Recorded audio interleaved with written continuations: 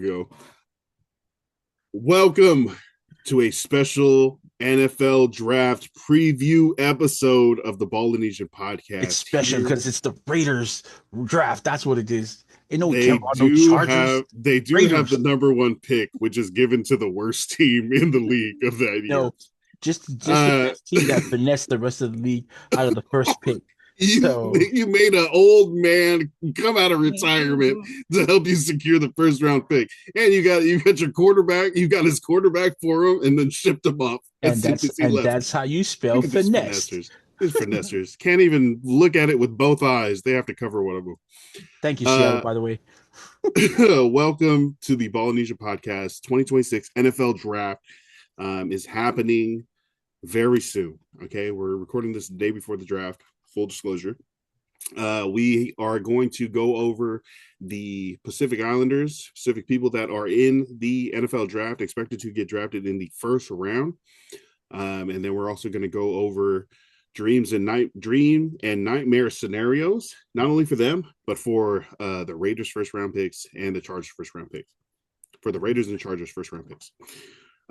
So yeah, thank you very much for joining us in this high tension time of the year.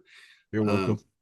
all of these, all of these, sources and quotes and anonymity behind what's really going on. Smokescreen season, you might know it as, all comes to a head right here as the NFL draft makes these teams put their decisions on paper and live with them. It's no more, we could be picking a quarterback. We could be right now when the clock is ticking. We will find out exactly what is for real with these teams. We know we have some real dogs in, the first rounders that we've been highlighting over the last month and they expect to go on night one, Thursday. They're in Pittsburgh for the NFL draft, but we're going to go over some scenarios, some best and worst cases, and then also hit our teams. We are here on the Polytickin network. Shout out to Oh Hello Marcus, Cepha M on the Yee. Polytickin podcast. Make sure to follow the show, follow the network, the Polytickin network, here on the streaming platforms. Also, thank you for watching on YouTube. That is very helpful. Search the Polytickin network and get all the videos of the public shows for the Polytickin podcast and the Ballinesian podcast. And furthermore, patreon.com/the Polytickin podcast, where you can support us $5 or more. Once a month gets you 4 extra exclusive episodes each month. So yeah, that's where you can write in the Patreon community in the chat. You also can write stuff that we'll talk about on the special Patreon episodes, but shout out to everybody there. And we are on the clock. The Raiders have been on the clock for a while. I know you're excited to get to them. We will get into, what's the nickname for the Raiders? The best. The Empire, like the bad guys in The Star Wars. Empire. If you ever, What? ever call it the Empire You got again, the spaceship stadium, you got the all black, you got the mean people. there's only one nation, brother. Only one. The Empire is those fools from across the bay. The Don't you The ever, Niner Empire. don't No, you I'm ever, talking about like Emperor don't you Palpatine. I gotta get ever, caught up. I gotta get caught up on myself. don't you ever. Man, I thought they were called disrespectful. Niner Nation, Raider Nation, Niner No, there Nation. is no such thing as a what? It's, There's definitely no, it's a there's Niner gang. the Bang bang Niner gang. yeah, gangbang, night and gang. Oh, What'd you say? nothing. I didn't say And anything. what is it? Raider Nation till I die. It's the only nation. Until I'm arrested. There's The only one only nation. What is the Chargers one? Where the Chargers? Where's the Bulls? Oh, we don't have a Super Bowl. That one. All right. Hey, we made an appearance. Not everybody can say that their team has made an appearance. Most No, teams stop it. yeah, Stop it.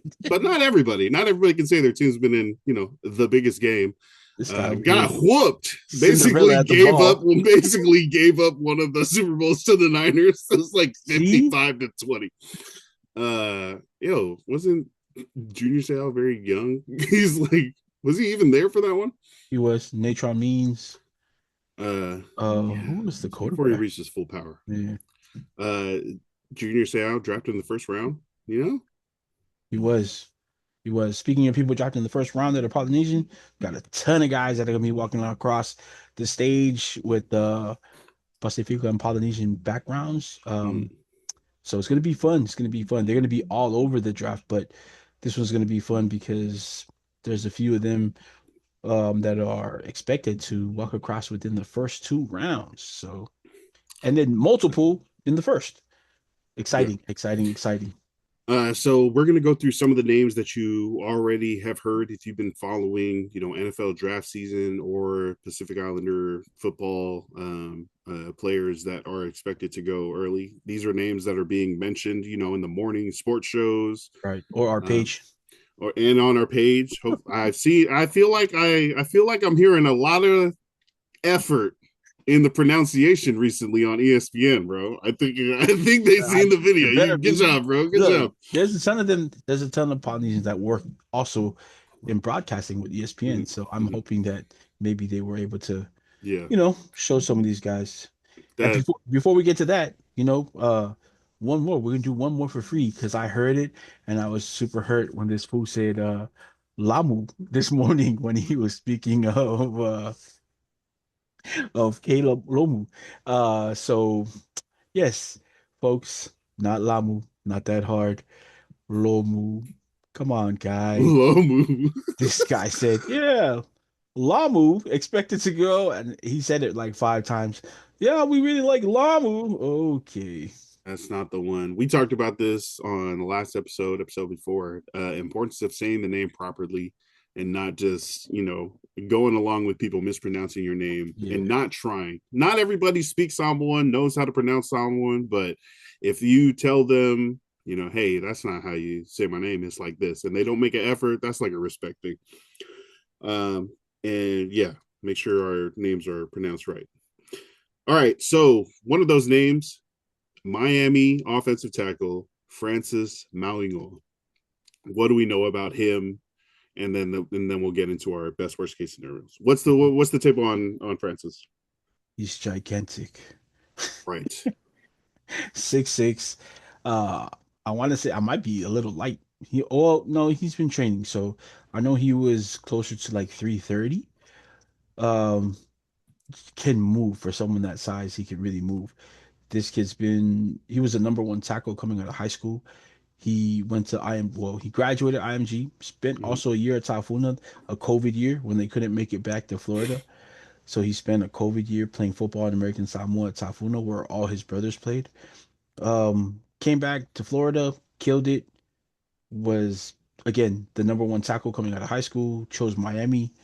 And then he's coming off of a national championship right now. So my biggest thing for him is he's the one that came out and said it. Somebody asked him, can Mm-hmm. you play tackle? Where would you want to play? And he said, look, whatever team drafts me, I just want to be one of your best five out there. Put me on the line. Wherever you want to put me, I'm going to go to work. I'm going to play Mm-hmm. hard for you. You're going to win if you put me on the line with the other four guys out there that are starting. So effort and just the willingness for him to do what's needed for the team to win. I think besides his physical attributes on the field, his willingness to do that for the team, I think is going to go a long way for him being the first tackle taken. I'm not sure if they'll play him at tackle right away because he can also be moved in at guard, which is scary to think some dude on the inside that agile and gigantic is going to run block against you if you're a D tackle. But I think, yeah, I think he's just a freakish athlete for his size, and Yeah. yeah, so The Mel Kiper has his 2025 stats over 16 games with that national championship appearance, the extra 4 games. 16 starts, only 2 sacks allowed. Kuiper says, here's a true mauler. Mauigoa is fun to watch for the way he just destroys pass rushers at the point of attack. He had more than 2,700 snaps at right tackle and has the pass protection skill to stick there, but he could absolutely slide inside and become a Pro Bowl caliber guard at the next level. And then I've also seen some mock drafts. Mock drafts aren't, the be all, but they kind of tell where these players could fit, what teams could pick these players. I've seen Yeah. him go up as high as sixth to the Cleveland Browns, ninth to the Chiefs. Um, Anywhere after that, we'll be lucky to have a starting caliber guard. His prospect grade on NFL.com is 6.48, which is within the range of will become a good starter within 2 years. And I'm hoping he stays at tackle, right? That's where the biggest problems for an offense are, and he wants to be a problem solver and a team contributor. And also, that's where the money is. If you can stay up there as a right tackle or a left tackle, you're going to earn more money for your second contract further down your career. Let's go with dreams and nightmares. Best case scenario, worst case scenario. I feel like even before six, there are teams that are being mocked defensive players. The Jets, the Cardinals, the Titans, um, and looking at their offensive tackles, it's not super crazy to think that those teams would like uh, a great a great offensive tackle with the potential to be great, right? Because like we talked Right. about, these being young guys and they would need to develop. But showing that potential is what sets them apart and makes them, early round picks. But just having a team that sees Francis's attitude, in the interviews, in his tape, the way that he plays with aggressiveness, tenacity, and then hearing about how much how much family is important to him growing up in American Samoa, faith, family, respect is what he said, and being uh, filled with conviction that Francis Mauigoa could be the blindside protector for your franchise quarterback over the next 10 years. Maybe, yeah, I feel like best case scenario, someone buys into that Mauigoa is going to be their quarterback's uh, left tackle for the next couple of years. Maybe they even trade up to get him or something like that. Do you think there's a better scenario for him out there or something else you could think? Yeah, just somewhere where he's gonna not have to be the number one guy on that line. Not that he can't be. You can tell that he's willing to be whatever on the line, but I'd like him to go somewhere where he has help, where he's not going to be looked at as the guy to anchor the line right away. I think he still has some learning to do on the line. Um, Physically, Wait. Back up. Okay. Just just to recap before we were really interrupted. Francis Mauigoa, best case scenario, someone is going to see him as cornerstone left tackle. What is the nightmare scenario? Worst case scenario. that he goes somewhere and they try to make him something he's not. Mm. You know, if again he's willing to play wherever you put him on the line, but at the same time, if you see him there and he's not going to be the tackle that you need him to be, don't be afraid to move him inside the guard where he can be great. And again, if he gets there and there's too many guards and you have a tackle spot open, put him at the guard. Let him work there. But don't try to mold him into something he's not. He's going to be there to definitely help your line. And he's not if he's not Pene Sul, so don't expect him to come there and be Pene Sul, which is funny also to say because when Pene started, he's moving to left tackle now, yes, but he started at right tackle this whole time. So if you got to put Francis at right tackle and have him there, then place him at right tackle and not your left. Just yeah, let him be Francis. Yeah, I feel like what it. I agree with that. They try to make him something he's not, or try to make him fit into a different playing style than he excels at. It could lead to definitely some rookie growing pains and Yeah. possible confidence issues. If you're getting blamed, or if you're seen as a franchise savior, and then you start getting blamed when you haven't had time to adjust to the league or to the team or the playbook, that can be damaging very early. I feel like we've seen that where like talented rookies coming out of college are in a bad situation early on, whether that's roster or expectations, and it kind of hurts their confidence. But then we also have the Sam Darnold stories where you have guys like coming back after being counted out and the expectation is not there anymore, and then showing that you can be championship level player. Yeah. Hopefully that doesn't happen, but it's possible. Dreams and nightmares. Biggest night of a lot of these people's lives are about to come to fruition here on a stage in Pittsburgh, Pennsylvania, Thursday night. All right. The next name that we have, Spencer Fano, tackle out of Utah. Um, how are you feeling about him? You've seen him play, watched his tape. Is there like a NFL comparison, or is there what's the deal there? I think he's like a more athletic Colton Miller. So I think he's pretty good. He's solid at on the end there. Another guy I think that is better suited to play right tackle. So I hope he gets there. But also, like the rest of the guys we're going to talk about, they're all versatile enough to move inside and play at guard. Um, I'm interested. It'll be interesting to see. I think right after. Well, no, I think Olave Venga is going to be the second strongest, but um, I think Spencer. He's a big guy too. I think he's got great. He's probably he has the better footwork of the tackles right now. Of the Um, three of them. Um, yeah, I like him at right tackle. I think he's going to be a good right tackle. uh, According to Mel Kiper's final big board, he had Francis Mauigoa at ninth best player in the draft. He has Spencer Fano at 10th. He says 12 starts this year, zero sacks allowed. Fano started 12 games at left tackle in 23 before moving to the right side in 2024. He started 24 games there over the last two seasons. Worked opposite Caleb Lomu.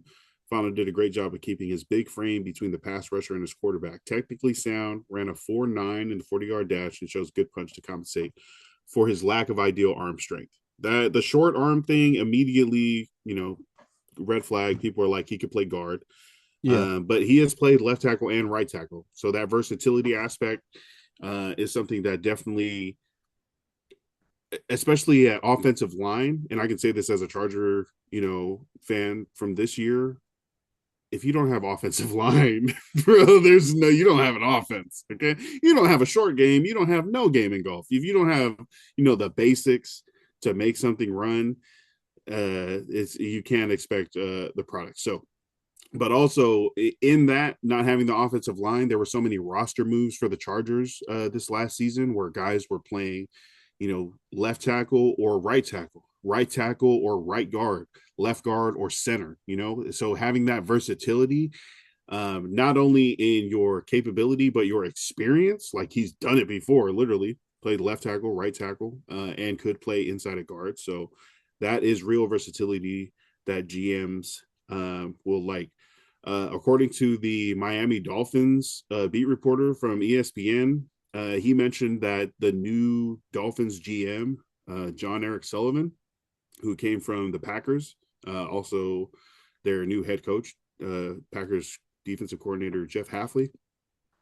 Uh, Erickson or Sullivan said that he wants offensive linemen who are versatile. So, the Dolphins are picking 11th.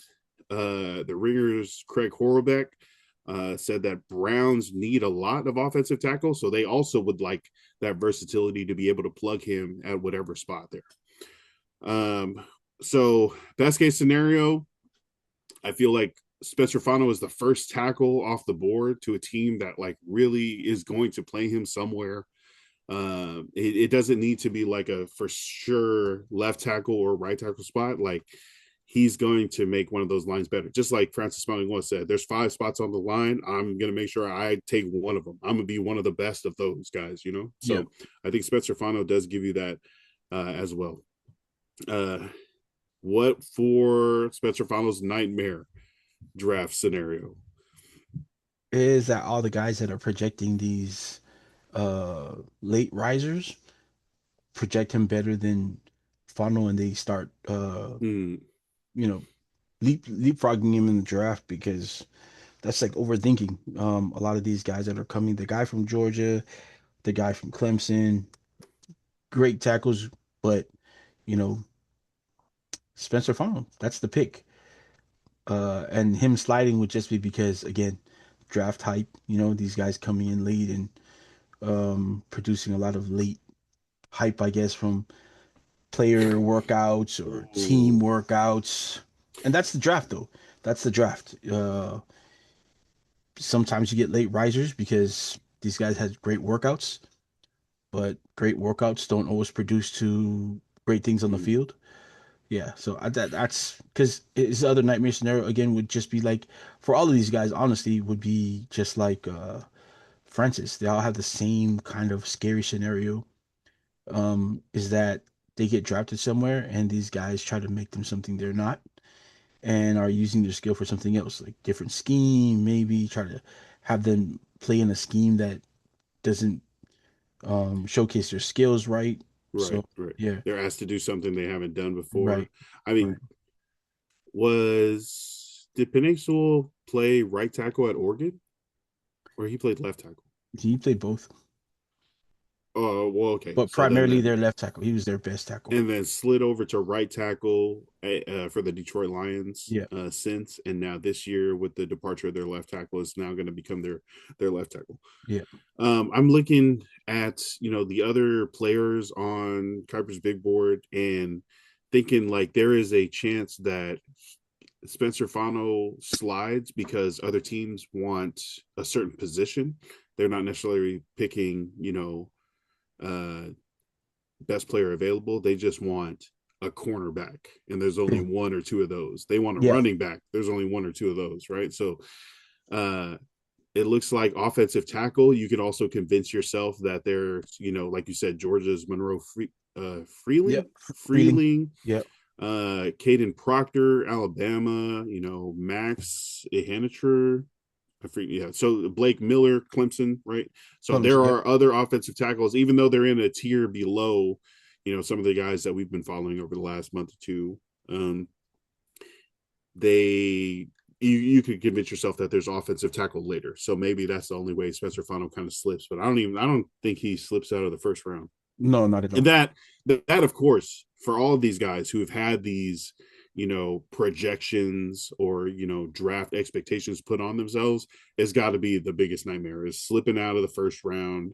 When your agent, when the media, when some hype people are telling you you're about to go super early, and then it just doesn't, you know, play out that way on draft night. We've seen a bunch of guys, stuck in the green room, thinking they were going to go first round though.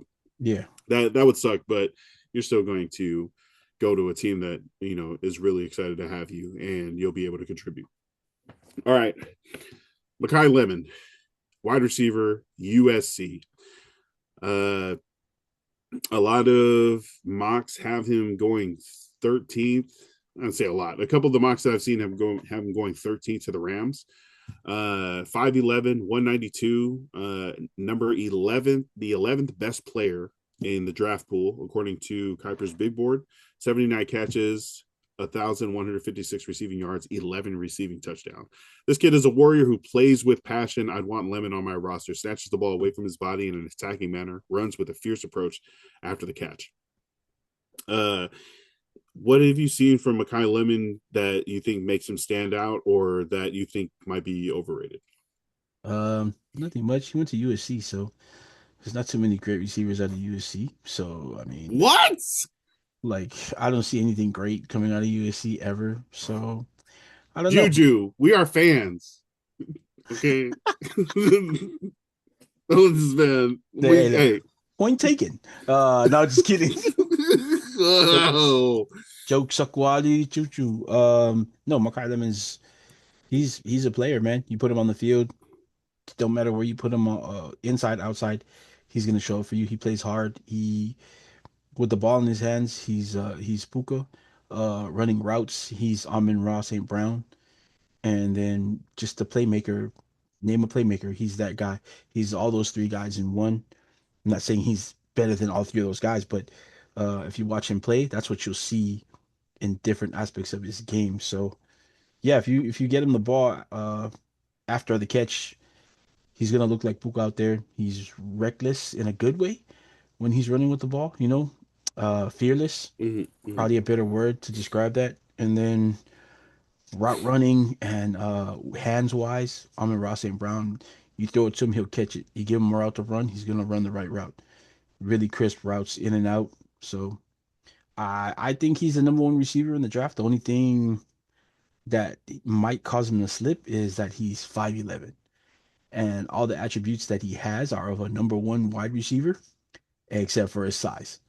So that's the only thing that I think teams are gonna kind of look at and be like, well, he's not. He's 5'11". If he was like 2 inches taller at 6'1", don't ask me why, but if he was that tall, we would be talking about him probably going earlier, like maybe in the first 7 picks, Yeah. because there are teams up front that need offensive help. You all right? But yeah, there's gonna be. I'm stuck. Sorry, I'm lagging a little bit. You're good. Yeah. So For wide receiver, sorry, the other wide receivers that Kuiper has ahead of him, ahead of Lemon, are Jordan Tyson, wide receiver, Arizona State, who's 6'2", 203, and at seventh on his big board, and then eighth, Cardinal Tate, wide receiver, Ohio State, 6'2", 192. there you go. Best case scenario, what kind of Lemon is the first wide receiver taken off the board, but I mean, he's either the same weight or less than Tate or Tyson and still 3 inches shorter. So that might not be likely. I guess ending up with the Rams and playing with Puka Nakua, who is kind of like your field twin, in the sense that, like you said, when he catches the ball, it looks like he is both fluid and a wrecking ball when needing to be. The same way Puka has this like careless disregard for his health, both on and off the field. Uh, Makai Lemon, kind of plays with that tenacity, as far as I've seen. So maybe Makai Lemon gets his best case scenario, his dream scenario is that he gets to a place that doesn't need him to be wide receiver one right away, and he can be more, over the middle, Lad McConkey type, Puka Nakua type, over the middle, getting yards after catch. I feel like he could do that with the Rams, who might be guarding against Devontae Adams' eventual retirement, uh, or departure, as well as also trying to maximize Matt Stafford's aging closing window. As far as how long he's going to be able to keep going. So giving Stafford another weapon and just hoping that takes you to another Super Bowl could be the situation there. So expectations, lower expectations, and not having to be a wide receiver one would be my dream for him. So maybe the nightmare is the inverse of that situation where someone brings him in and they're like, "We need you to be Calvin Johnson." Like is there anybody out there you think that's going to I put know. that sort I don't think so. of responsibility or expectation on them? Or what do you think the nightmare draft scenario for Makai Lemon could be? Is that he gets drafted to the Rams and he starts learning other things from Puka that he should What? learn. Oh. This guy's tripping. No, I think worst case scenario for him is just people are just gonna overlook what he's done on the field and what he can do, and just he's gonna slide a little bit more than he should, like past 13. Um, and then that would just be a nightmare scenario for the guys who passed him up, because the way he plays, I don't know if you guys saw his interviews during the combine. He's an intense dude. So I feel like if you pass him up, he's gonna mark your name down on his list, and every chance he gets to stick it to you in the league, he's gonna run up the score every time he plays your team. So Yeah. just be weary of passing up Makai You'll be Lemon. weary. Be very weary. Yeah, I mean, for me, Jordan Tyson would be the number one wide receiver, and then Makai Lemon, only because Jordan Tyson is. I don't know if you watch Arizona State play, but that guy is amazing. The only thing holding him Nice. back is injuries. He's had a ton of them, starting from when he was at Oh, Colorado gotcha. with Prime. So, but um, yeah, I think Makai Lemon right now would be a great, like, the worst case scenario. I think if you draft him early, is you get Amon Ross and Brown. You know what I mean? The best case scenario is you get Amon Ross and Brown two times better than that. So yeah, those it's not too bad for him. So yeah. All right. Olaivavenga Ioane, guard, Penn Oh, State. Um, Penn State, right? yes, Penn State, Penn State. sir. I'm like Penn. U Penn is different. Penn Penn State, State. Nittany Lions. He helped that field trainer push the heavy box up Right. the equipment ramp. Also, seems I think this is going to be the steal of the draft. Wherever this guy goes, he's going to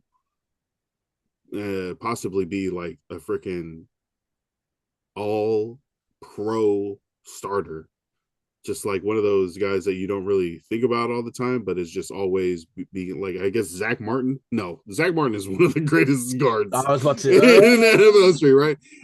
But I mean to think like on its face, Zach Martin doesn't seem like a huge standout guy. Like I can't remember like, but he made that offensive line for the Cowboys. Um, I don't know. There were a bunch of first round picks. I remember Zach Martin being part of a really talented offensive line for the Cowboys.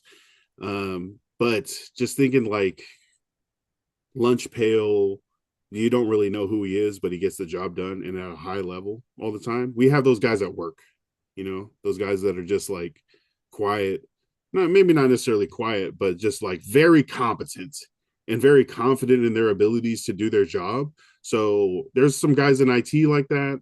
There's some guys in training like that. There's some security officers that are like that. They just like are confident and know no matter what happens at work today, I'm gonna be able to handle that situation to the best of my abilities, and that's usually gonna take care of things.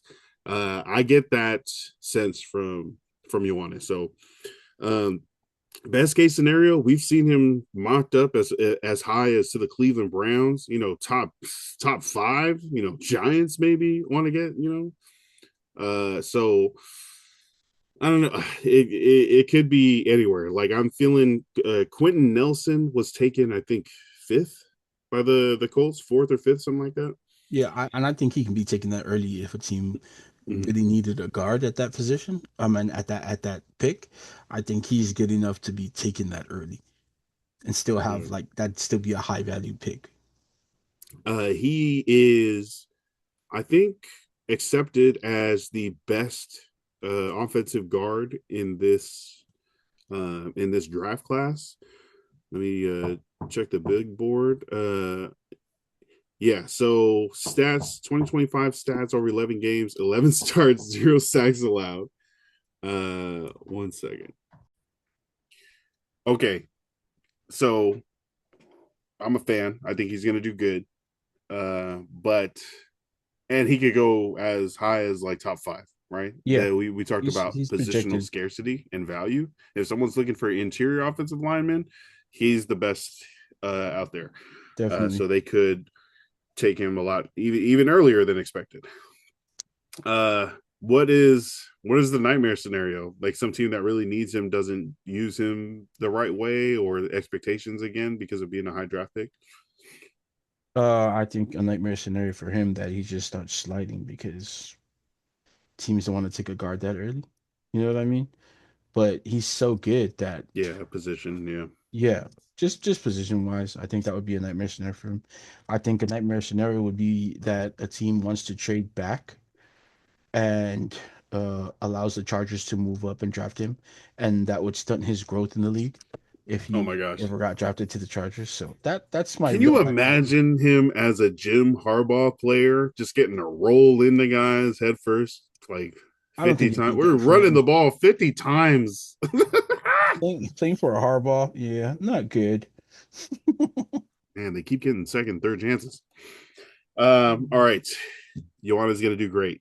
He is. He makes it no further than 22. If he somehow falls to the Chargers at 22, I think they take him there. And he then will be expected to immediately start at guard, left guard, right guard. One of those spots will have to be his. Yeah. All right. Caleb Lomu. Lamu? Nope. No. Lord, no. Caleb Lomu. Other tackle, Utah. Spencer Fano has outpaced him. I feel like they were, definitely highlighted together during the combine process. But Caleb Lomu less time at left tackle, but he is sometimes mocked towards the back end of the first round. What do you like?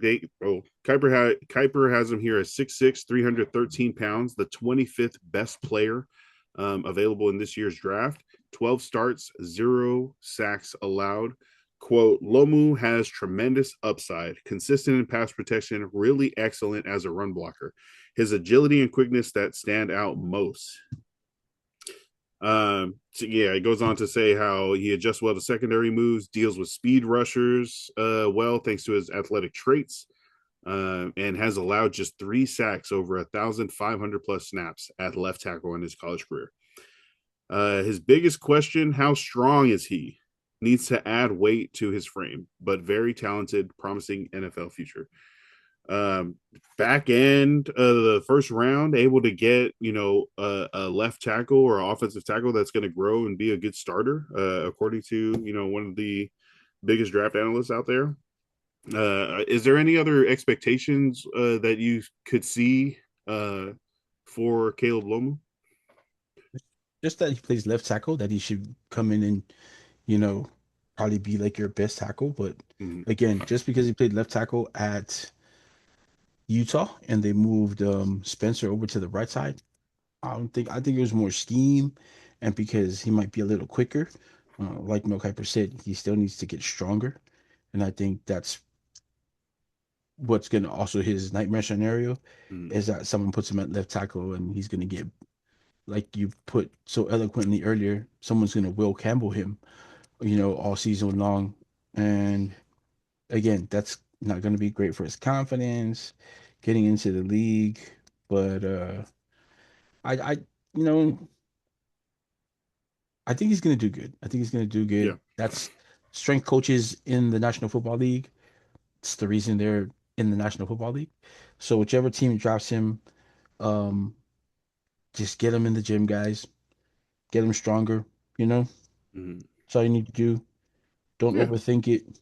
Get the mass up, muscle up. Yep. Yep. I'm surprised that the left tackle is getting less shine than the right tackle as far as those two guys that are coming out of Utah, Spencer Fano and Caleb That's what I Lomu. mean. Yeah, just because he played on that left side, it doesn't just I think Spencer's been playing football a little longer Mm-hmm. and skill wise, Spencer's good. Skill wise. Not to Yes. say that Lomu isn't, but Mm-hmm. yeah, he doesn't have the strength that Spencer has right now. So And then it sounds like I haven't followed Utah depth charts that closely over the last couple of years, but it sounds like uh Fano played 2023 at left tackle and then moved to right tackle to make room for Caleb Lomu. yeah, So the guy that replaced Fano at left tackle is less better, as far as like analysts of the draft as a prospect, than the guy he replaced. It's a little confusing, but I mean, I'm sure it makes sense. But I'm also like, if they are closer than this gap appears, middle of the first round versus back end of the first round, and Caleb Lomu is actually he plays closer to his teammate, middle of the first round, you could be getting a top tackle for, almost day two value. Top of the second round at least. So yeah, I mean that would be crazy if you could get any of these guys in the second round. That is a steal for the team, and hopefully like a chip on the shoulder of anybody who feels slighted by not being taken by the For sure. first round picks. Okay, dreams and nightmares. Let's roll it all together. Um, do you have any advice for dealing with your expectations not being met, or on the other side, for dealing with like a huge blessing, like say somebody picks you with the first overall pick when you were expecting to go 10th, or you don't get picked until the third round when you were expecting to go 10th.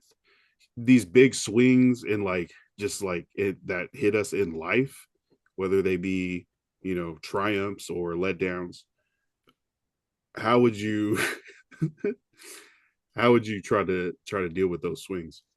You just you gotta stay humble, man. You got there for a reason. So if you're not meeting expectations, you probably weren't meeting them at a certain point in high school and college. What'd you do then? You worked harder. So you just work harder, because you worked that hard to get where you are now. What's the alternative? Give up? Yeah, put in more work. Do the things that you think are going to get you back uh to like the top of your game if you're not meeting your own expectations. If you get there and just on the other side of things, the blessings, you deal with the blessings same way. Stay even keel, stay humble. Don't let it get to you. Enjoy it, soak it in, but don't forget that it's a job at the end of the day. You still got work to do. So don't forget the things that got you there because there's going to be a lot more you're going to need to learn now. Whole different level. But whatever got you there is still going to, it's still a part of you. So don't forget all the help that you got from everybody else, all the advice you gave Mm, yourself, just the work you put in, man. I really like that being a mantra for dealing with swings. Don't forget what got you here, Yeah. right? Because whether Because, that's yeah, you never know what's knocking at your door. I'm so sorry. You're good. You're good. You never know. But like you said, don't forget what got you there. And that is when things are going good, it's like remember the process that got you there. And also when things are going bad, remember you're here for a reason. You got here for a reason. Remember what got you here. You're like living proof that what you did can get you to this point. Don't doubt yourself just because things aren't going well. Remember what you've accomplished. Don't Facts. forget what got you here. That's Facts. yeah, I like that. There is it was on Reddit Golf, talking about dealing with uh a bad shot. I think the best thing I learned is that you are not good enough at golf to be mad. You are not like there's you are not Tiger Woods. Okay, don't expect to hit Tiger Woods shots. You've been Hey, drinking half of the day. Don't expect to hit tour look, level I get it, shapes. but don't tell me I'm not Tiger Woods. Hey, you got to tell yourself. Exactly. It's not for me to say my friends aren't the best golfers ever. It's for I you to am know. Tiger It's Woods. for you to know in your heart. No, you give me Sometimes you activate that tiger mode when you need it. I feel like all athletes, all coaches, all sports people know when you got to turn on that tiger mode. Uh, like the last day of a tournament, freaking bottom of the ninth inning, 2 a.m., driving in an Escalade, trying not to flip it. There are times when you have to activate your best athletic self. kids. Um, Don't listen to that last scenario ever. don't, hey, don't be in that last scenario ever, kids. exactly. All right, so people know that you gotta be able to activate that. Um, but in golf, you have to know, right? You are not good enough to be getting mad. If you duff a shot or the ball doesn't go where you want it to, or the ball goes into the water, that is expected at your level of play. You're not that good. Don't get mad. I whenever I get mad, that's what I think. I was like, oh, at least it's nice out. At least I'm outside right now. Because I can't get mad enough. I shouldn't have the expectation that my ball is going to do PGA professional stuff. But sorry, that's not even the golf advice that's relevant to this case, because the advice is after you hit a bad shot and want to get mad, give yourself 10 seconds, be mad, and then forget about it and go and plan that next shot. On the inverse side is if you hit an amazing shot, you hold it out from 100 yards away, you hit a crazy triple breaker putt from the fringe, you chip in, you get some great fade off the tee. Give yourself 10 seconds. Enjoy the feeling of that shot. Then forget about it and plan the next shot. We got stuff to do. Look, I'm gonna So give myself 10 seconds. I'm gonna let everybody I'm playing with know the rest of the day. That was a great shot that I you're like, hey, you guys remember that shot I hit? Yeah, curved right around the trees, right onto the green, landed hit. 4 feet away. Uh, yeah, so that is kind of dealing with those swings and those. But I feel like even going a little bit further back is the expectation, right? To have the expectation in your brain that a certain result is going to happen is where we get the, comparison for, oh, that's not what I expected, or oh, that's better than I expected, So maybe not expecting and just, living livin, just not expecting, just experiencing, For just sure. whatever pick you go, just whatever life gives you, just making the best of that, whatever situation and scenario you get put in, just doing the best you can there and not expecting certain outcomes, certain results. Just because you work hard doesn't mean you're going to get paid what you're worth, doesn't mean you're going to get the recognition. Just because you commit to doing something for so long doesn't mean you're going to achieve it. So maybe just experience what we're here on earth doing, just living. Okay, let's talk about some dreams and nightmares and carry that over to our NFL teams. We got to start with the Raiders, who are the uh proprietors, the owners of the number one overall pick in the 2026 NFL draft. The Raiders, you guys went 3-14 and had Pete Carroll pretending like he was like gonna be the long-term answer before letting him go. I think Tom Brady got a minority stake. He's doing a lot of the legwork along with second year GM John Spytek. Uh, Last year, the last couple of years, you guys were at Brock Bowers, Ashton Genty. What is the state of Raider Nation going into the 2026 draft? Better than everybody else. That's all I know. Just better than everybody else, man. You know, it's what we do every off season. Just get better than everybody else. We've been doing that. Mm-hmm. No, they had a really good off season. They did all they signed some good guys on defense, securing a lot of things on the offense, winning to get into the draft. They got a guy who can come in and teach Mendoza. Mendoza doesn't have to come in right away and play. Of course, if he does come in and in the offseason he wins the starting position, why not start him, right? Because that's why you drafted him. But he'll still have Kirk Cousins on the sideline to kind of guide him through his first season in the league. So that was a great pickup. Picked up position needs. They got some guys on defense they needed at linebacker. The whole fiasco with Oh the man. the Ravens and the Max Crosby trade, they ended up it was almost like getting a whole nother signing back with a top defensive end coming Mm-hmm. back to your team. So that was it worked out great so far for them because there's still a lot of guys projecting Max Crosby to get traded during the draft night. So we'll wait and see. Oh, Yeah, I'll never put that behind oh. a team because it is a business. But I think for the most part, I think the Raiders are happy to have him back. I think they've mended some of the fences that were the pieces of the fences that were broken. So Mhm. I, And I the the defense looks good. I mean, just Defense from the looks good. free agency Yeah, additions, you talk about Quiddy Pay, linebackers, N'Kobe Dean and Quay Walker. yeah. Re-signed Eric Stokes, re-signed Malcolm Coots, technically kind of re-signed Max Crosby back to Max the team for Crosby. now. They're also moving to a three Wow. four base defense. So there'll be some differences on the defense, moving to a 3-4 base defense. Whole new coaching staff, of course. Clint Mm. Kubiak's coming in as the replacement for um, Coach Carroll. He's brought his own staff, filled it And with a that should lot make the of great offense better, huh? guys. Clint Kubiak is an offensive guy, so Chip Kelly, yeah, get out of here. yeah, the schemes were different. I'm pretty sure there's guys that Chip Kelly could have gotten to run his scheme right. They just weren't the guys that were in Las Vegas with him. So Mm.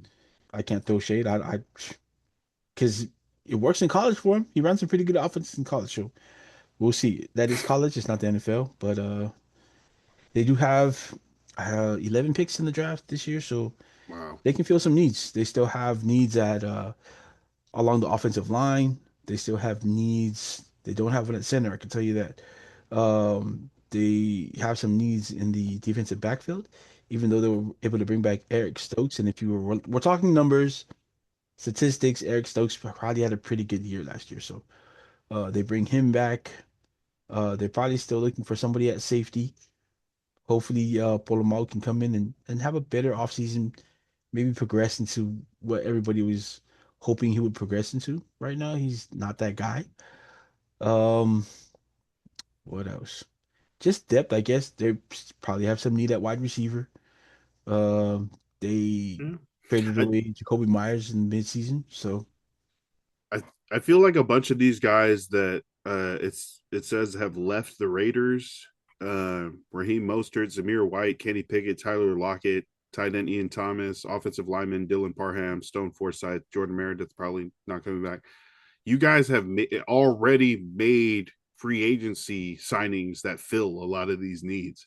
yeah. Usually, when a bunch of one position leaves and it's not filled in free agency, it's a lot clearer who that team might target on draft night because where else are they going to find a starting tackle or where else are they going to find a starting linebacker, something like that. um and then on defense, are any of these guys still Landon Roberts, Devin White, Jamal Adams, Terrell Edmonds, Lonnie Johnson, Charles Snowden? Are those guys all good? Thomas Booker still there? Snowden is there. Booker's back. Booker's Everybody back. else is gone. Okay, so though you retained some of those defensive linemen, you lost a bunch of those linebackers, but you brought in two Yeah, of the best linebackers. yeah. So I feel like just because of a lot of people left the Raiders, it doesn't necessarily mean that those positions are needed to be targeted. No, not at all. So that's a good thing to have. Um, with the first overall pick in the draft, I guess what are the expectations that the Raiders have right now? Because to me, it's like everyone's already accepted Fernando Mendoza is the best quarterback, and you have to go quarterback here. So the Raiders are going to pick Fernando Mendoza when the draft opens Thursday night. What would you say the expectations are for the Raiders to do with the first overall pick? And what would you say? Well, I guess what are the expectations you'd say for the Raiders to do with the first overall pick? That they just dropped Mendoza. Don't overthink it. Simple as that.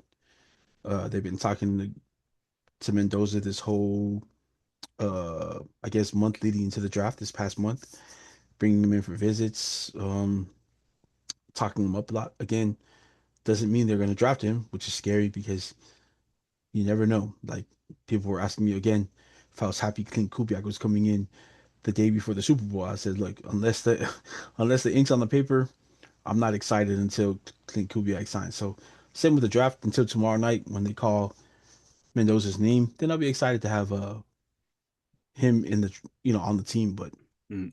What expectation is that they do draft Mendoza, and yeah, not what overthinking. what would you say then is the plan? You got Fernando Mendoza as your first overall pick. Like, what will be kind of the story tomorrow after that happens? Then you start hitting needs of position needs. I think you go offensive line. you can never have too many offensive line, but you could also go D tackle. You, you are moving to a 3-4, so you're gonna have a little bit of different personnel that you're gonna need on the team. There are some defensive tackles that you can get with that 36 pick in the draft, um, or corner, because it's also another corner heavy draft. You can get got like one of Mendoza's Nice. teammates, D'Angelo Pons. You can get him at the top of the second round, and he's worth it. If you're going lineman, I would love if for somehow we were able to pick up, like even like I guess the guy from Clemson, because you can move him in at guard, or Freeling if he somehow drops all the way to the second round. Mhm. That'd be real nice to grab one real Freeling. Um, but if they go late and pick up someone in the offensive line, because I'd like them. We still haven't talked about Fa'alili Fa'amoe over at Wake Forest. Oh, nice. Yeah, he played at Washington State his first couple of years in college. A Leone High School product. So shout out to Coach Duke over there in Leone, running a great program right now. What position? Yeah, offensive tackle. So Nice. big body, athletic. He was at the combine, so he was invited to the combine. Had a showing there. Um, Another guy that I've been paying attention to. So yeah, just solidifying help on that O line because there was one place that we knew that we needed help with coming into this year because they didn't have much of a O line presence last year. Jackson Powers was hurt. Um, Colton Miller was hurt part of the year as well. The beginning of the year came in late. They kept trying to switch centers, make a center a guard, make a guard a center, and so the O line was just a mess last year. They also had they had Pete Carroll's son who was coaching the O line, and he Oh yeah. just couldn't figure it out. So yeah, solidifying that O line would be great for the rest of the draft, and then just I would start from there and then go outside again. So O line, D tackle, and then receiver and DBs is what I'd be doing. Uh, as far as what the Raiders could do on draft week, that would be horrible and even be seen as like a nightmare scenario. What's like the bottom of the barrel for you? Like as far as like realistic possibilities, what is something that you would not be on board with, or you really hope the Raiders don't do? If they reach for somebody, if they trade back, it's fine, I guess, as long as you're getting good value for the trade, because you could still possibly rock with Kirk Cousins this year, waiting into next year, and you could trade back into like say the 22nd pick. Hey, what? Wait, no. Never. Yeah, trade back into like maybe I guess 14 or 13, and you can pick up a defensive player back there. Maybe I don't see us picking up I don't see us getting a number one wide receiver after trading back. I'd probably solidify the defense again. Caleb Downs is a guy I wouldn't mind trading back for and drafting. That'd be a cool scenario. But if you're reaching at the first pick, like if you decide that all of this talk about Ty Simpson was right, and you go ahead and Whoa. just jump over Mendoza and pick Ty Simpson, when you could again trade it back and got Ty Simpson if that was Mm-hmm. the case. Yeah, if you're gonna pick at first, pick the guy that you've been scouting all this time. Well, I'm not on the Raiders staff, so I don't know if they've been scouting just Mendoza this whole time. But just yeah, just right now he's a sure pick. You got the number one pick. If you're not gonna trade back, then pick Mendoza. And my nightmare scenario would be that they reach at the number one pick Mm-hmm. and take somebody else that just doesn't seem a great value to be taken at Uh, number one. so Ty Simpson, who is seen as quarterback two, being taken as the first overall pick, definitely would be shocking, and it'd be like Ryan Leaf. Just like you're picking Ryan Leaf instead of Peyton Manning. Um. To be fair though, those two at least were talked about as like one and two. Like, you know, they had Oh, it was like a you know what I okay. mean? Mm-hmm. They were both two players that could have gone one or two. It just so happens that the Chargers were dumb and took the wrong one. But Well, I you know, mean, they took the one that was available to them. They took the one that was available to them, and he turned out to be crappy. And I am looking at that from like a results, No, for sure. Yeah. Yeah. like Ryan Leaf flamed out. Yeah. But so I feel like trading back, while not sexy, is definitely you get more picks and stuff like that, and then you can lessen the risk by trying and bringing in more guys.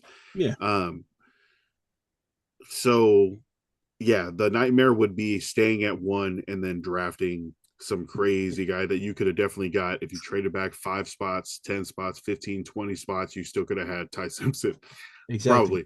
probably. What about Caleb Downs first overall? Would that still No. be, you'd be Just like, you could talk yourself into that? Like, that's a yeah. special player, He's a special. special fit, but just not at the number one pick because you can still get Caleb Downs in the back. No one is going to trade up to get Caleb Downs at one, But Caleb Downs probably has been but no like one, four to but ten, sure, four to but 10 area. no one is going to trade up to get him at one. That's what I'm saying. You can't pick a guy at one that no one else was going to get at one when you can go ahead and Right. That'd trade be a back. nightmare. Right. Yeah. You can just Okay. trade back and get him at a pick where he was projected at, maybe a little bit earlier, and then get other compensation. Mhm. But you can't expect to take a guy that was never looked at as the number one pick. And you know what I mean? So what about the second? Like Arvell Reese? No, because I don't know if safety is as big as if you're Mhm. trading back to second again, you're not doing your because I don't know what it's almost like a one-on-one swap. I don't know what the haul is going to be just for the second pick. It's it's like for the right to pick Mendoza, right? Like Right, if right. who's the second? The Jets? The Jets, and they do If need a quarterback. They Right. do So need if a the quarterback. Jets are like, hey, trade back and we'll give you our first rounder for next year. You don't get Mendoza, but you get our first rounder next year. I feel like that is going to be like, that could be the math on it, right? I mean, that's something you would accept. If I thought that the Jets were going to be picking in the first five again. I think, yeah, they didn't do good. I mean, I guess they signed a bunch of people. So it does, anybody but Mendoza, it sounds like, is not going to be worth the first round pick. So Yeah, they should, if they're going to pick anybody else, they need to trade back. But if they pick anybody besides Mendoza from the first pick, that'd be like one of those nightmare scenarios where they're yeah, not getting the value. Okay. Um, yeah, I feel, because if I feel like if they trade back, then they could get whoever, because then they'll also have the extra yeah. picks. There's no expectations of picking the guy at one. Yeah. You just pretty much pick best player available again. I would say for the Raiders, a possible nightmare scenario is crashing the momentum that this offseason, since letting go of Carroll and like all the moves, it just feels like I've been building a bigger and bigger wave. Giving, 80 million to Tyler Linderbaum and planting that flag as like, if you are a premier player, we will pay you big money to come play in Vegas. Getting the attention to defense, Quay Walker, N'Kobe Dean. I What a crazy pair of signings. And then also, putting Tom Brady more towards the front, right? Not just a partial owner or minority owner. Mark Davis has, said the coaching search, the off season for free agency is going to be with general manager John Spytek and Tom Brady. He's being Yeah, named as like integral in making these decisions to turn the Raiders around. And right now, everything is looking good. Like there's a little bit of mystique smoke like swirling around, Allegiant Stadium. Like it's building back up after some down, a couple of down seasons. Um yeah, the Raiders are getting back into it. So I feel like having a draft with a lot of questions, having a draft with a lot of misses, and you can't stop your fan base from questioning, hey, what is this? Especially with the results of how the draft plays out. There's going to be parts where it's like, oh, you could have got this guy. You should have got this guy. Why didn't you get this guy? When, the team is just playing the draft and making their decision. So the Raiders, you know, if somehow this draft wrecks their momentum, is the only thing I can uh, hope for, so that they're not super riding high all the way through training camp and starting week one as like a team with, not only playoff expectations, but legitimate, conference championship swagger and confidence. Um, so I'm hoping for some finagles. Maybe the Raiders, don't get the pick in time. I'm praying for that. That would be so helpful as a AFC West division opponent. Uh, some sort of snafus. Sean Merriman is going to be on stage to announce the Chargers' first round pick. Do you know who the Raiders? Who's? Oh, it's got to be Goodell. Anybody better than Sean Merriman? Then lights out. No, that wasn't even lights out. That wasn't the Lights celebration. out. Everybody said lights out. He was poking himself with the syringe because he took steroids. Juice in. There you go. Okay. Hopefully Mendoza. I'm just gonna say this one more time before draft happens. I think the Raiders should trade back. Okay. Mendoza might be great right now, but I think we can all Hey, talk ourselves into one of the quarterbacks next year after man's, picking up more draft capital and opportunity to add more talented players this year. this guy is coming from a guy who's already got a franchise quarterback on his team. Right. Rich, real And rich, buddy. and haven't had to worry about a franchise quarterback since like 2000, right? It was Drew Brees straight into Phil Rivers, and There you then go. we had Tyrod Taylor for 2 games. Man, all the Uh, Super Bowls those guys won. no, none. No. We had Tyrod Taylor for 1 game, and Yeah, then they were they, like, "Get Justin Herbert in here," and they they poked him they on purpose. stabbed Tyrod.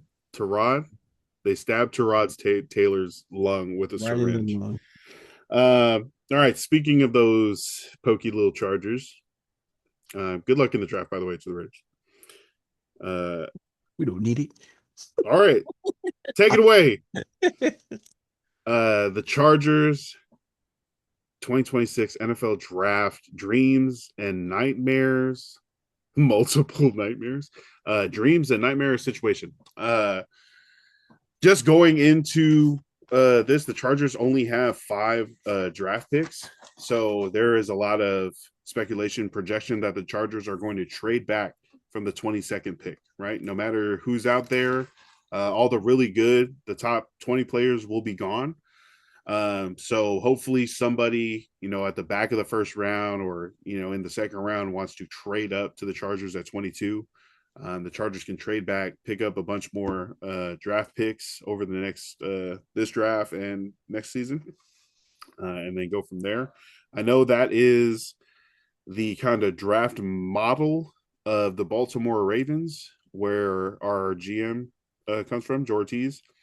They are down to just take linemen or trade back. Okay. As far as needs, offensive lineman, defensive tackle, offensive lineman, you got to protect Justin Herbert. They do have Rashawn Slater and Joe Alt, who are coming off of season-ending injuries, who are all pros, play at all-pro level. They do have Tyler Biotish, who is now with us at center. They brought in a Cole Strange, an offensive guard from Miami, where new offensive coordinator Mike McDaniel was his coach. So there is a open guard spot that needs filling. There are some I, guys that are brought in, and the I Chargers will have been say drafting or scouting Tyler guards. Biotis is probably a really good pickup because not too many people like read stuff like that, but I think like, and I hate when people for a value pick, he's like probably the best pick besides Tyler Linderbaum. He was the best center next to Tyler Linderbaum on the free agency list, but he was also one of the better centers in the league. So for the money that you guys got him for and just getting Yeah. a position of need without having to draft him, that's big.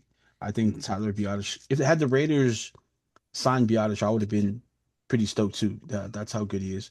Uh, but And then when also, the free agency contracts came out, yeah, information came out, that too was a huge thing for me, where I also gave it the thumbs up, because the top center in free agency signed a 3-year, $81 million contract with the Raiders, and yeah, that is $27 million a year. Tyler Biotish the week before signed with the Chargers because he'd been cut. He did not finish his contract with his last team, the Washington Commanders. So he didn't need to wait until the start of free agency. The Chargers get Tyler Biotish signed to a 3-year, $30 million deal, which is $10 million a year, which is a huge difference in cap savings. It's a $17 million difference per year that the Chargers can use to try to, entice people to come sign with us, to re-sign people we need. So, and then also thinking back, Tyler Biotish was kind of part of that Zach Martin. We talk about the Cowboys offensive line. Tyler Biotish played center. Huh? He's not that good. Take it easy. Well, I mean, he's That's part of that line. We talk about like that the Cowboys line that was and look, wrecking stuff. I was just saying that to make you feel better about the guy that you Thank guys. you, thank you. He's not I'm that running good. with it. He's not that good. And then also to think that the last couple of years, the Chargers center has been Bradley Bozeman, who recently retired. That guy's pretty Um, good. Yeah. uh, Constantly towards the bottom of PFF's, offensive lineman rankings. Hey, look, if you can't be Uh, at the top, you got to be at the bottom. hey, float to the extremes, America 2026.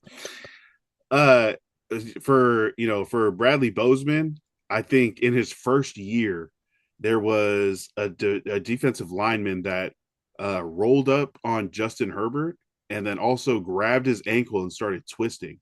Bradley Bozeman flew in from out of the camera, like he flew in from off camera and immediately starts punching, the defender and like shoving his face into the dirt and stuff, sticking up for his quarterback, which you think all offensive linemen should do, especially your center, your left tackle, your blind side. You expect those guys to like. Well, I Uh, guess your center more than your left tackle. Your left tackle is like the wide receiver of the offensive line. He's like, I'm gonna do my job when I feel like it, when it's important. just Uh, another dirty player, I guess.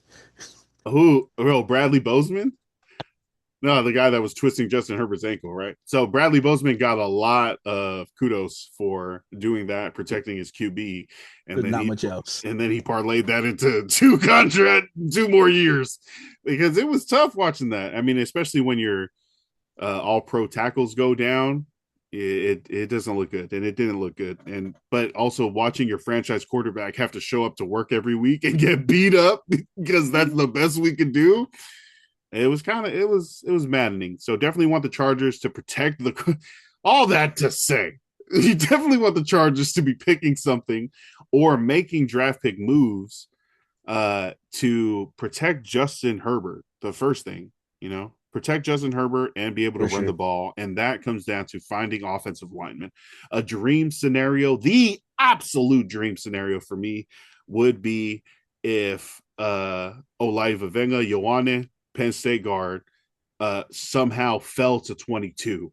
I talked to Forrest about possibly AIing a gas mask on this man's face and releasing it on Twitter Thursday afternoon. I don't want to hurt his pockets, right? He should be getting, and that's the And other thing, right? Each pick in the first round, no matter what position you are, you're going to get paid what the collective bargaining agreement says the rookie should at that draft pick yeah, should get paid. yeah, So first round pick, Fernando Mendoza, whatever it is, he's going to get paid that. If the first round pick was Jeremiah Love, he's going to get the same contract that Fernando Mendoza would have got. Anybody who's picked in the first spot is going to get that. Anybody who's picking in the second spot gets second money. Anybody who's picked in the third spot gets. So I hope Ioane gets sixth overall pick money, but I also hope he gets 22nd pick overall money. I'm sorry, dog. I'm yeah. sorry. You're gonna get paid after, okay? But please, I we need said, a dog like that in the middle of the trenches. I yeah, I don't know how he would slip that far, but absolutely the furthest that Ioane could fall is 22 because it absolutely fits a need. It fits a style. And then that opportunity, everything should he just roll. said dreams and nightmare scenario. This fool over here with three wishes scenario. Dreams and aspirations. He said, I don't need a dream. I need three wishes. I mean, we need a lot to happen from 22. Oh man. What's likely going to happen is the Chargers want to trade back. I think there's also news of the Seahawks wanting to trade back at 32. That's what their GM is like announcing it. I'm like, damn, what kind of smokescreen is that? It's like, oh, you instead hired a plane to carry a banner. Trade up, trade me your pick. They're trying to trade back. A lot of teams are trying to trade back. So, and Didn't then you a lot watch of trades Draft have Night? happened. I'm gonna watch Draft Night And without you my haven't phone. watched it? What's wrong with you, man? Oh, the movie Draft Night, Draft Yeah, Day, yeah, Draft Day. Kevin Costner. Yeah. No, I have not watched it. I heard does he like win in the end? He's like Wow. he gets his draft picks back and the team or something like that. It was Uh horrible. maybe I should watch that tonight. No. Maybe. Maybe that'll be good. That'll be Maybe. required reading. Yeah. It might be in your best uh interest. so hopefully the Chargers have a perfect fit who would be best player available fall to them at 22. What will likely happen is they will try to trade back. Nightmare scenario, I think, is if they trade up for an offensive lineman who is not Samoan. I swear to God. No. Guys get one row free thing. He's thinking, I Yeah. hate that pick. Hey, trading up for someone I don't necessarily have No, bought in yeah. for. Yeah, exactly. I'd be fine if we took whoever falls to us at 22. Monroe Freeling. Not you. Uh, He said not you though.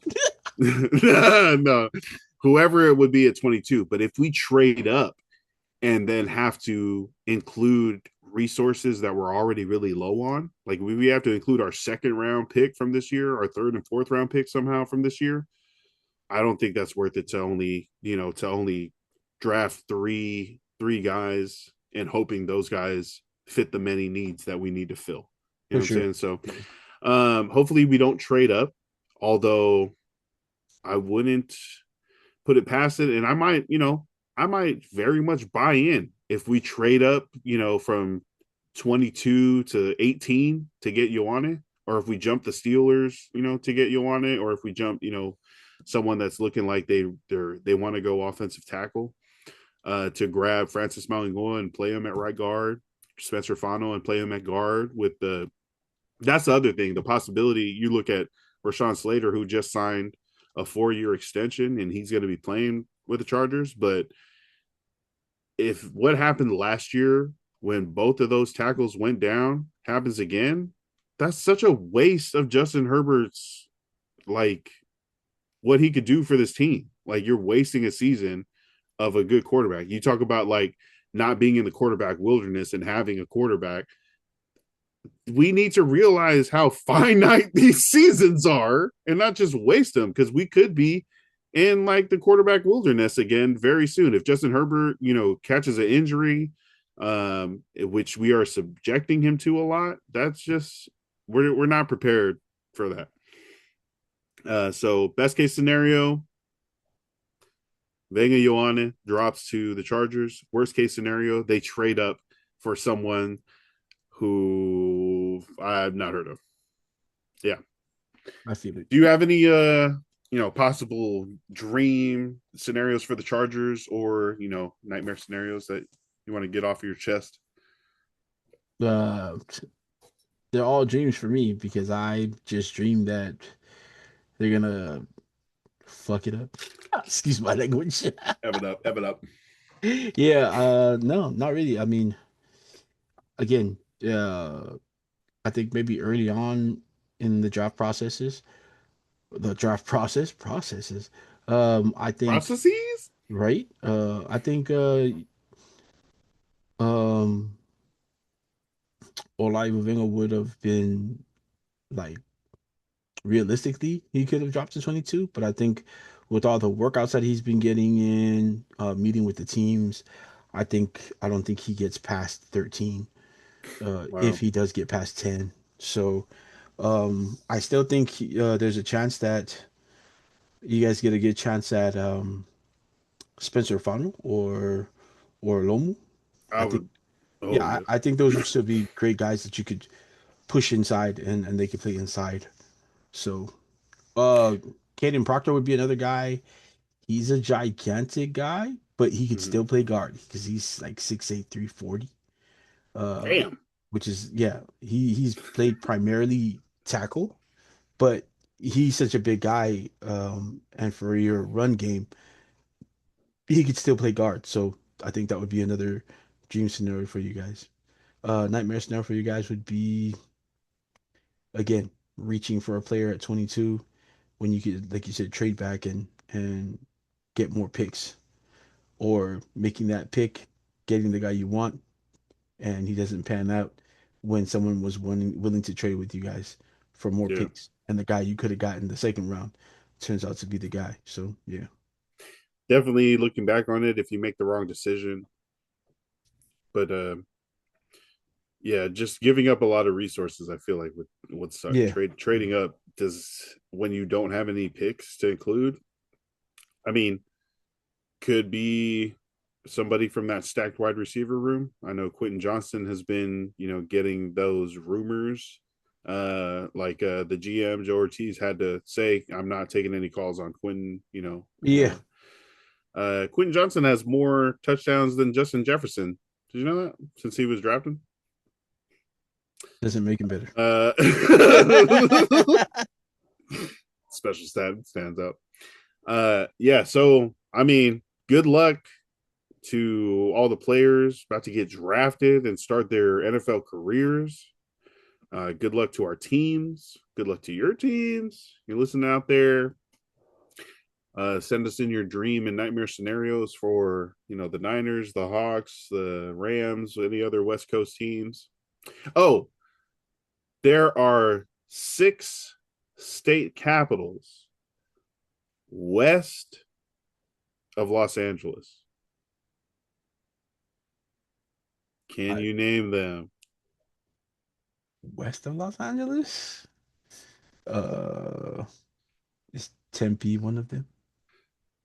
No. All right. Any shout outs for this week? Wow.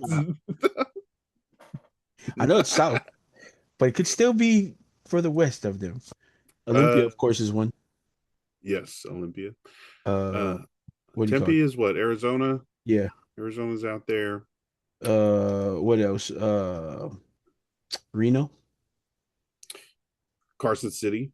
Carson. Oh, I thought Reno was okay. Carson City. Reno is Uh, the biggest little city in the well, world. anytime I think Carson Magic. City, I'm thinking California anyway. So yeah, Carson City. Greasy Yeah. through my city.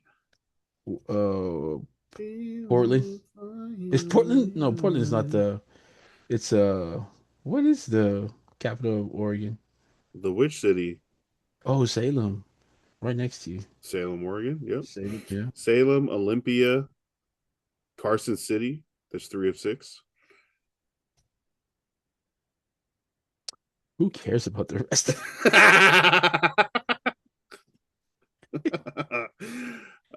Honolulu. Oh, okay, I forgot. Yeah, my bad, Hawaii. My bad, Hawaii. My bad. My uh, bad. Juneau. Did you Um, know? I did not know, but I was, yeah, I feel it. And then Sacramento. Oh, Bing, bang, boom. because LA is not the capital of California. Hey, that's where Yeah, they get you. That's yeah, how they get you. yeah. That's how they get you. All right. Shout outs to the Polytickin Network, TPN, Cepha M, Olo Marcus, Yo, Stream. Yeah, Stream Cepha's new album. Make sure you're following Oh Hello Marcus. Um, what else we got? Shout out to Levasa Island Apparel, Brother E. Rye, Jose out there in Modesto, California. Uh, Via Dolorosa Samoan Congregational Church, 1331 Cascade Avenue, Modesto, California, where they're doing the mobile fresh drops, the food drives on Saturday mornings. Definitely get in contact. Follow Lebasa. Follow Brother Eri for more info there. yep. Uh, Shout out to Petey, Hell yeah. Petey 209, Petey Toy Lolo, with the drops. You seen some of the like the collab stuff? I got the So good. collab hat, Yep. creative community. Busy as a beaver. Oh man, an orange beaver hat came in, and Sammy's a green Oregon Ducks fan. She's like, "What is this? Oh, she's like, What is what this? the What is this?" I was like, "It's a very nice hat, bro. The the quality. Civil War? This is a very nice hat." Um, yeah. So yeah, shout out to PD. I think they got a collab with Tassi 1K and Samoan Solutions, Oh, I nice. believe. But definitely follow PD 209. Matt, shout out to also, yeah, follow these golf people. Okay. Oh, Um, yeah, no, there's a bunch of like islanders that are golfing, and it like makes me happy to watch other brown people struggle at the same things I struggle with on the range or on the course. That's pretty cool to me. Um, Sione Famuina, who used to be an NRL player, oh, nice. yeah, he is just playing golf as much as possible now. That is dope. Dave's got bolos. He's in New Zealand or Australia. He's definitely in the Pacific. Um, Lila Galeai, the one with the bun, who is a professional golfer. Following her on Instagram. There's also Mo Betta Golf, who's out there in Hawaii and just starting golfing. And these guys are like YouTube golf in Hawaii, playing in like the middle of a monsoon and stuff. Like they're out there, the rain's going sideways, and they're trying to hit up to the Sounds green normal. and stuff. Yeah, that's like island golf. That's that's how we do it. Um, yeah, try to Malosi Golf, who is probably the biggest stinger hitter on like YouTube and as far as like social media golf. He was in the influencer golf tournament that Barstool put on. I think they manufactured some drama. They manufactured some stuff like that. But yeah, a bunch of those who I've been following and watching, and it's pretty dope to see other Islanders playing golf. And I kind of want to do not make golf cool, but just like we play so much golf, dog. We need to kind of show it off a little bit. Not that it's good, just like get out there and it's move around. It's fun and challenging. Oh yeah. And I lose like $18 every round. Started playing skins. It's fun. They let me win sometimes. Uh all right, any shout outs for the special NFL draft edition? Man, just shout out to everybody that's gonna be in attendance for the draft, all the families that are gonna be there, um, the Mauigoa family, the Ioane family, the Fano family, the Lomu family. Nice. If Falidi's family is gonna be there too, the Famoas, shout out to them and everybody else, the Makai Lemon and his family. I think it's gonna whatever you guys are doing. If you guys aren't at the draft, I hope it's a great draft day, great draft day party for you guys. So Mhm. enjoy it, man. Have your time celebrating with your family, and then get ready to go to work because we can't wait to watch you guys next season. Also, shout out to Spencer's father who commented on our video. Uh, Bingham Fano was one of those guys. Like he was a quarterback at Tafuno, one of the better quarterbacks at Tafuno. Um, but I know Bingham because he's one of those guys that I looked up as a kid playing basketball because he was in high school when I was still in elementary, and then I got to play when I was in high school. He'd come down to Lions Park and run ball, Nice. and then my first time ever trying out for the American Samoa national team, he was there with the tryouts. Of course, I was just there, you know, wasn't gonna make the team, but him. Shout out to Andrew Amavai, who's a quarterback coach now in the States, a really great guy. But those guys, him and Bingham, kind of took me under their wing and like, just showed me a lot of stuff, and they were great. Nice. And I'm a shooter, and so is Bing. So Shout out to Bing and his auntie Tiana, who I work with at Aspa. She commented too. That was my homie at Aspa. Great to see the family like in this really really momentous era for them as they watch Bingham's son and Tiana's nephew get ready to get drafted. So shout out to all you guys. Fun fact: his name is Spencer because he's named after his uncle Spencer Reed, who also played for the Chicago Bears in the league. There you go. Man, shout out to the Fano family. Yeah, that's pretty cool to see like direct relatives of these future Yeah, superstars be popping out, and that's dope. That's dope. All right. Yeah. Thank you guys for listening. That is our draft preview episode. We will be getting on after round one. So follow us on TikTok for that. If you're listening to that while listening to this while that's going down, follow us there. We can kind of react to the first round picks and people can come in and talk about it. We can workshop it there. hell yeah, But yeah, again, shout out to all the players, all the families, like you said, bro, that put in all this work for this week. This decision of these teams to pick these players and get their careers started. We will see you guys if not on TikTok the next week. Thank you so much for listening. Until then, stay hydrated, stay blessed, stay balling, love and light. Peace. Raiders.